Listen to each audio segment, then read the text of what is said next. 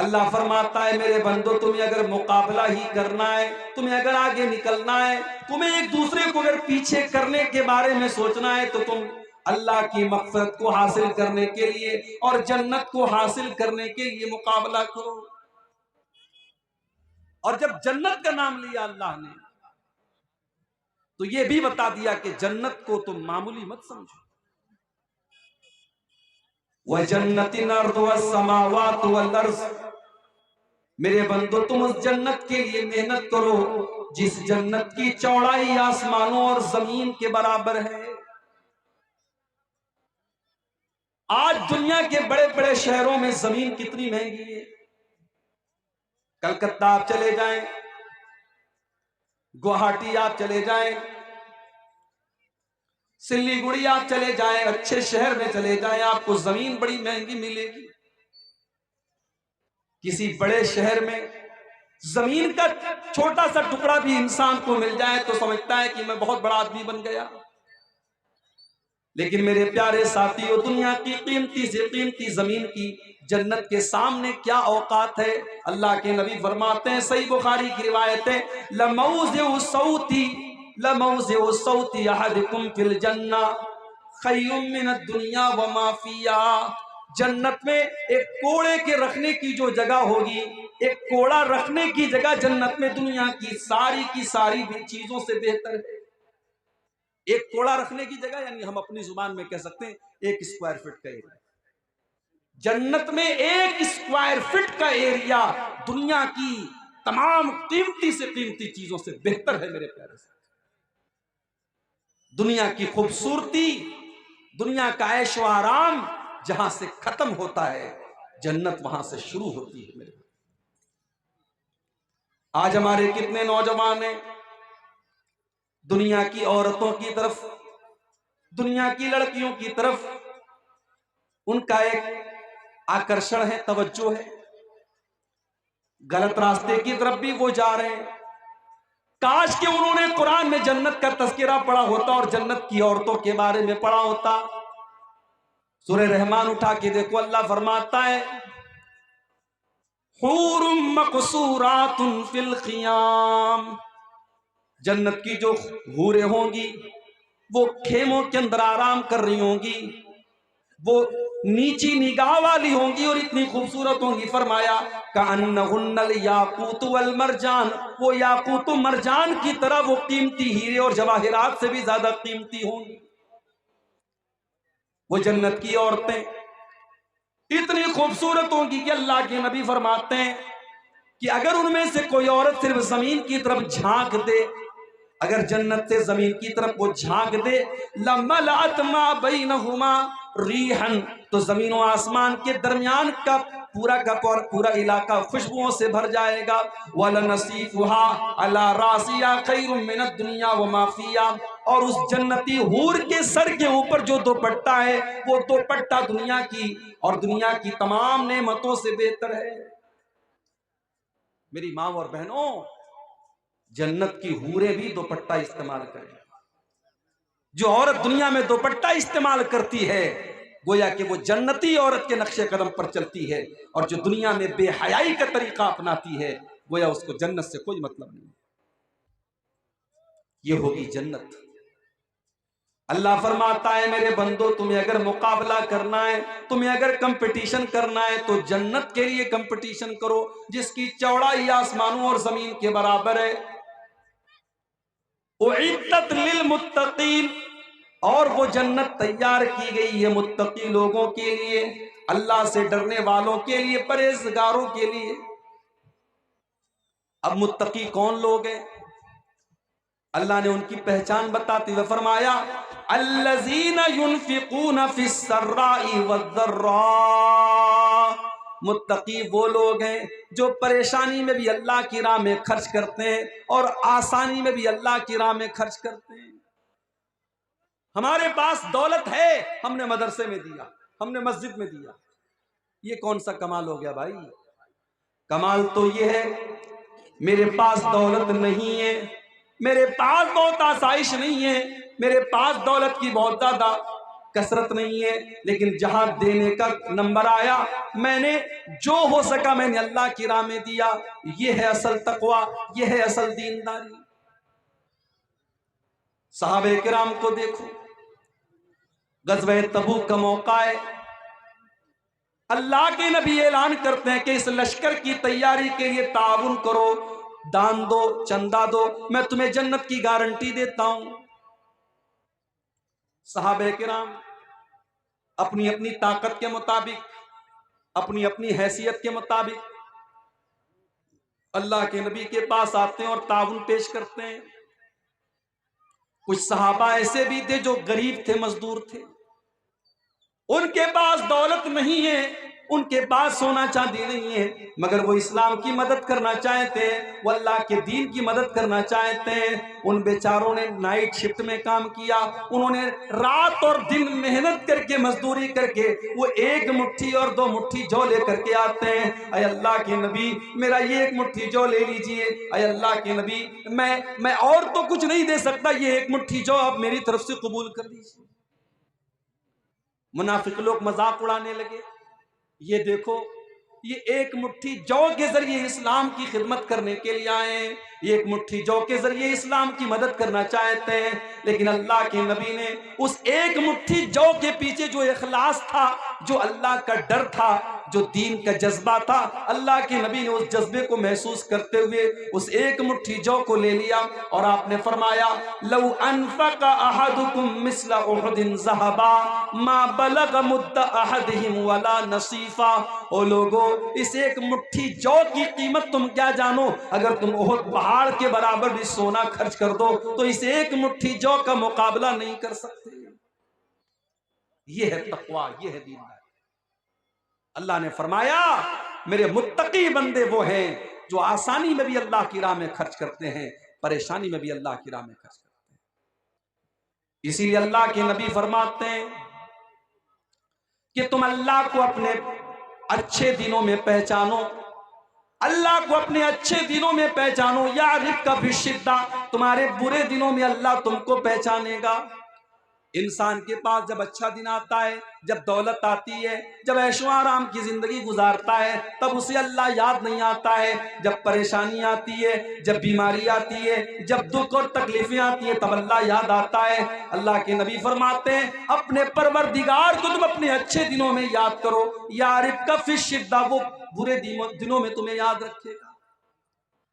تو متقی لوگ وہ ہوتے ہیں جو اچھے اور برے تمام دنوں میں اللہ کی راہ میں خرچ کرتے ہیں۔ والکاظمین الغیظ، اور متقی لوگ وہ ہوتے ہیں جو غصے کو پی جانے والے ہوتے ہیں۔ آج کتنے مرڈر ہو جاتے ہیں غصے کی وجہ سے، کتنی طلاق ہو جاتی ہے غصے کی وجہ سے، کتنا شوہر بیوی کے اوپر ہاتھ اٹھا دیتا ہے غصے کی وجہ سے۔ میرے پیارے ساتھیوں، غصہ آنا نیچرل ہے، مگر غصے کو کنٹرول کیا جائے، غصے کو دبا لیا جائے۔ اس لیے اللہ کے نبی فرماتے ہیں لیس الشدید بالسرعہ انما الشدید الذی یملک نفسہ عند الغضب۔ پہلوان وہ نہیں ہے، بہادر وہ نہیں ہے جو کشتی میں دشمن کو پچھاڑ دے، بہادر تو وہ ہے جو غصے کے ٹائم اپنے آپ کو کنٹرول کر لے۔ والکاظمین الغیظ، غصے کو پی جانے والے۔ والعافین عن الناس، اور میرے متقی بندے وہ ہیں جن کے لیے میں نے جنت تیار کر کے رکھی ہے۔ یہ وہ لوگ ہیں جو لوگوں کو معاف کر دیتے ہیں، درگزر کر دیتے ہیں۔ بھئی زندگی میں ایسا نہیں ہے کہ ہر چیز آپ کے من کے مطابق ہو۔ کبھی آپ کی بیوی ایسا کوئی کام کر دے گی جو آپ نہیں چاہتے، کبھی آپ کے بچے کچھ ایسا کام کر دیں گے جو آپ کی مرضی کے خلاف ہے، کبھی دوستوں سے انبن ہو جائے گی، کبھی پڑوسیوں سے جھگڑا ہو جائے گا۔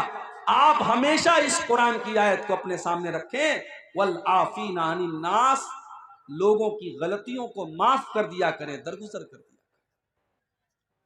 نبی اکرم کی سیرت اٹھا کر کے دیکھو، آپ کے اوپر مکہ والوں نے کون کون سے ظلم و ستم کے پہاڑ نہیں توڑے۔ آپ نماز پڑھ رہے ہیں، آپ کے اوپر اونٹنی کی بچہ دانی لا کے رکھ دی جاتی ہے، آپ کی گردن میں چادر ڈال کر کے آپ کا گلا دبانے کی کوشش کی جاتی ہے، آپ کی بیٹی زینب کے اوپر ایسا حملہ کیا جاتا ہے کہ ان کا انتقال ہو جاتا ہے، آپ کی بیٹیوں کو طلاق دے دی جاتی ہے، آپ کو مکے سے نکلنے پر مجبور کیا جاتا ہے، آپ کو طائف میں پتھر مارے جاتے ہیں، ساری تکلیفوں کو آپ نے برداشت کیا اور آپ نے معاف کر دینے کی وہ مثال قائم کی کہ ساری انسانیت وہ مثال پیش کرنے سے قاصر ہے۔ جب مکہ فتح ہوا اور آپ کو مکہ والوں کے اوپر پورا پاور اور پورا کنٹرول حاصل ہو گیا، آپ چاہتے تو بدلہ لے لیتے، آپ چاہتے تو انتقام لے لیتے، آپ چاہتے تو ایک ایک جرم کی سزا ان کو دے دیتے، لیکن آپ نے وہی جواب دیا جو حضرت یوسف علیہ السلام نے اپنے بھائیوں کو دیا تھا، لا تثریب علیکم اليوم۔ آپ نے فرمایا محمد الرسول اللہ کسی سے کوئی بدلہ نہ لیں گے، کسی سے کوئی انتقام نہ لیں گے، اذهبوا انتم الطلقاء، جاؤ تم سب کے سب آزاد ہو۔ آپ نے سب کو معاف کر دیا۔ ہم اس نبی کے ماننے والے، والعافین عن الناس، ظالم سے لیا ظلم کا بدلہ، نہ کسی وقت مارا بھی تو اخلاق کی تلوار سے مارا۔ اللہ کے نیک بندے معاف کر دے۔ داروغہ مت بنو۔ اگر آپ کو اللہ نے کسی کے اوپر کنٹرول دیا ہے تو آپ داروغہ مت بنو، آپ معاف کر دیا کرو، لوگوں کی غلطیوں سے درگزر کر دیا۔ واللہ یحب المحسنین، اور اللہ تعالیٰ احسان کرنے والوں کو، نیکی کرنے والوں کو پسند فرماتا ہے۔ والذین اذا فعلوا فاحشۃ او ظلموا انفسهم، اور اللہ نے فرمایا میرے متقی بندے وہ ہوتے ہیں جب ان سے کوئی غلط کام ہو جاتا ہے، جب کوئی نازیبا کام ہو جاتا ہے، ان سے کوئی گناہ ہو جاتا ہے، او ظلموا انفسهم، یا وہ اپنی جان کے اوپر ظلم کر لیتے ہیں۔ گناہ کرنے والا سب سے پہلے اپنی جان پر ظلم کرتا ہے۔ گناہ کر کے آپ دوسرے کا نقصان بعد میں کرتے ہیں، پہلے اپنا نقصان کرتے ہیں۔ اسی لیے ہمارے باپ آدم نے اور ہماری ماں حوا نے جب اللہ سے توبہ کی تو کن الفاظ میں کی؟ ربنا ظلمنا انفسنا وان لم تغفر لنا وترحمنا لنکونن من الخاسرین۔ پروردگارا ہم نے اپنی جانوں کے اوپر ظلم کیا ہے، اے اللہ ہم نے تیری نافرمانی کر کے اپنے اوپر اتیاچار کیا ہے، اور اگر تو نے ہمیں معاف نہ کیا، اگر تو نے ہم پر رحم نہ کیا، لنکونن من الخاسرین، تو ہم خسارہ اٹھانے والوں میں سے ہو جائیں گے۔ تو اللہ کہہ رہا ہے کہ میرے متقی بندے وہ ہیں جب ان سے کوئی گناہ ہو جاتا ہے یا وہ اپنی جان پر ظلم کر لیتے ہیں، ذکر اللہ، تو وہ اللہ کو یاد کرتے ہیں، وہ اللہ کو یاد کرتے ہیں، فاستغفروا لذنوبہم، اور اپنے گناہوں کی معافی مانگتے ہیں۔ اگر یہ چیز ہمارے اندر ہے، اگر گناہ کرنے کے وقت اللہ یاد آتا ہے تو سمجھ جاؤ کہ دل کے اندر ایمان کی گنجائش موجود ہے، سمجھ جاؤ کہ دل کے اندر ایمان کی روشنی موجود ہے۔ اور اگر گناہ کرنے کے بعد اللہ یاد نہیں آتا ہے، بلکہ گناہ کرنے کے بعد انسان اور ڈٹائی کرتا ہے اور جرات کرتا ہے اور اپنے گناہ کے اوپر فخر کرتا ہے، تو سمجھ جاؤ کہ دل کے اوپر مہر لگ جائے۔ اسی لیے اللہ کے نبی فرماتے ہیں کل امتی معافی الا المجاہرین، میری امت میں سب کی تو معافی ہو سکتی ہے مگر کھلم کھلا گناہ کرنے والوں کی معافی نہیں ہوگی۔ اے اللہ کے نبی یہ کھلم کھلا گناہ کرنے والے کون ہیں؟ آپ نے فرمایا کھلم کھلا گناہ کرنے والے وہ لوگ ہیں کہ رات کو انہوں نے کوئی گناہ کیا اور اللہ نے ان کے گناہ کے اوپر پردہ ڈال دیا، اور صبح کو وہ دوستوں سے بیان کر رہا ہے میں نے رات میں ایسا ایسا کام کیا ہے، اللہ نے تو اس کے گناہ کے اوپر پردہ ڈالا تھا، اس نے اللہ کے پردے کو چاک کر دیا، اس نے اپنے گناہ کی نمائش کرنی شروع کر دی، اس نے اپنے گناہ کو شیئر کرنا شروع کر دیا۔ آج یہ چیز ہو رہی ہے، کسی کے ساتھ کوئی غلط کام کیا پھر دوستوں کو دکھا رہا ہے دیکھو میں نے یہ کام کیا ہے۔ اپنے گناہ کی نمائش کرنا، اپنے گناہ کو شیئر کرنا اور اپنے گناہ کو بتانا، یہ اللہ کو بہت ناپسند ہے۔ اللہ کے نبی فرماتے ہیں یہ کھلم کھلا گناہ کرنا ہے اور اللہ اس کو معاف نہیں کرتا۔ تو اگر دل میں کھٹک پیدا ہو رہی ہے، اگر گناہ کرنے کے بعد اللہ یاد آ رہا ہے، ہم آدم کی اولاد ہیں میرے بھائی، ہم انسان ہیں، ہم فرشتے نہیں ہیں. انسان سے گناہ ہو سکتا ہے، غلطی ہو سکتی ہے، لیکن بہترین خطا کار وہ ہے جو گناہ کرنے کے بعد اللہ سے معافی مانگ لے، توبہ. اور جب دل میں ایمان ہوتا ہے تو انسان کے دل میں توبہ کا خیال ضرور آتا ہے. اللہ کے نبی صحابہ کے ساتھ بیٹھے ہوئے ایک عورت آتی ہے. اے اللہ کے نبی، انی اصبت الزنا، میں نے زنا کیا ہے، طہرنی، مجھے پاک کر دیجئے. شادی شدہ عورت تھی، جانتی تھی اسلام کے اندر شادی شدہ اگر مرد یا عورت زنا کر لے تو اس کی سزا کیا ہے. جانتی تھی کہ جان مار دی جائے گی، قتل کر دی جائے گی. سب کچھ جاننے کے باوجود وہ اللہ کے نبی کے پاس آتی ہے. اے اللہ کے نبی، میں نے زنا کیا ہے اور میں نہیں چاہتی کہ آخرت میں مجھے زنا کی سزا دی جائے. اے اللہ کے نبی، میں توبہ کرنا چاہتی ہوں، میں زنا کی سزا لینا چاہتی ہوں، مجھے سزا دے دیجئے، مجھے پاک کر دیجئے تاکہ آخرت میں مجھے سزا نہ ملے. اللہ، کون سی طاقت تھی میرے بھائیو جو وہ اس عورت کو اللہ کے نبی کی عدالت میں لے کر کے آتی ہے. آج تو مجرم عدالت سے بھاگتا ہے، آج تو مجرم رشوت دے کر کے سوچتا ہے میں سزا سے بچ جاؤں، لیکن جب ایمان پیدا ہوتا ہے تو مجرم عدالت میں چل کر کے آتا اور کہتا ہے کہ مجھے سزا دی جائے. اللہ کے نبی نے ٹالنے کی کوشش کی. آپ نے کہا جاؤ، کیا بات کر رہی ہو؟ اس نے کہا مجھے ٹالنے کی کوشش نہ کیجئے، میں نے زنا کیا ہے اور میں اس کا ثبوت بھی لے کر کے آئی ہوں، میں حمل سے ہوں، میں پیٹ سے ہوں. ہے اللہ کے نبی، مجھے زنا کی سزا دے دیجیے. آپ نے کہا ٹھیک ہے، جاؤ جاؤ، جب بچہ پیدا ہو تب آنا، جاؤ جب بچہ پیدا ہو تب آنا، تم کو ہم ابھی سزا نہیں دے سکتے. 9 مہینے کا ٹائم دے دیا اللہ نے، 9 مہینے کا ٹائم دے دیا. بھاگ سکتی تھی، کوئی ریکارڈ نہیں رکھا اللہ کے نبی نے، کہیں نام نہیں نوٹ کیا، صحابہ کو اس کا نام لکھ کر کے نہیں دیا، اس کو 9 مہینے کا موقع دے دیا، جا تو بھاگ سکتی ہے تو بھاگ. 9 مہینے گزر گئے، بچے کا جنم ہوا، بچے کو گود میں لے کر کے آتی ہے. اے اللہ کے نبی، میں وہی عورت ہوں، میں وہی غامدیہ ہوں جو 9 مہینے پہلے آپ کے پاس آئی تھی اور آپ سے یہ کہہ رہی تھی کہ مجھے زنا کی سزا دے دیجئے. اے اللہ کے نبی، مجھے پاک کر دیجئے، مجھے زنا کی سزا دے دیجئے. اللہ کے نبی نے فرمایا تمہارا بچہ بھی چھوٹا ہے، ماں کے دودھ پر نربھر ہے، جب تک یہ بچہ ماں کا دودھ پی رہا ہے تب تک ہم تمہیں زنا کی سزا نہیں دے سکتے. جب تمہارا بچہ ماں کا دودھ چھوڑ دے، جب روٹی کھانے لگے، تب تم میرے پاس آنا. اللہ کے پیارے نبی نے 2 سال کا موقع اس عورت کو اور دے دیا کہ اب اگر وہ بھاگنا چاہے تو بھاگ سکتی ہے. اللہ کے نبی اس کو بھول جائیں گے، صحابہ اس کو بھول جائیں گے. 2 سال کا ٹائم گزر گیا، اس عورت کا بچہ روٹی کھانے لگا، اپنے بچے کو اس حال میں لے کر کے آتی ہے کہ بچے کے ہاتھ میں روٹی کا ٹکڑا ہے. اے اللہ کے نبی، میں وہی عورت ہوں جس نے آپ کے پاس آ کر کے زنا کا اقرار کیا تھا.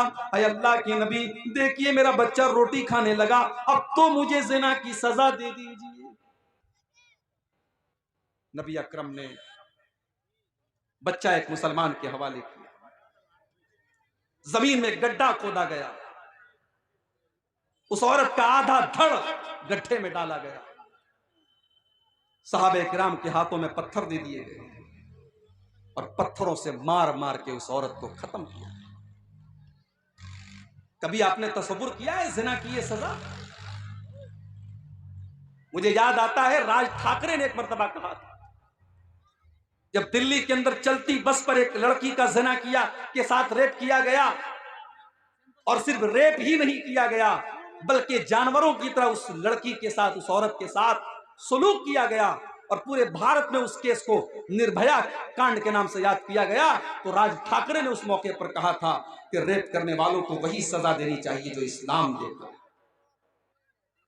مگر یہاں ایک بات نوٹ کر لو، ہمارے یہاں جب ریپ کی بات آتی ہے تو ریپ کا مطلب ہوتا ہے بلاತ್ಕಾರ، ریپ کا مطلب ہوتا ہے زبردستی کسی کے ساتھ تعلق قائم کرنا. مگر اسلام یہ کہتا ہے کہ اگر ایک مرد اور ایک عورت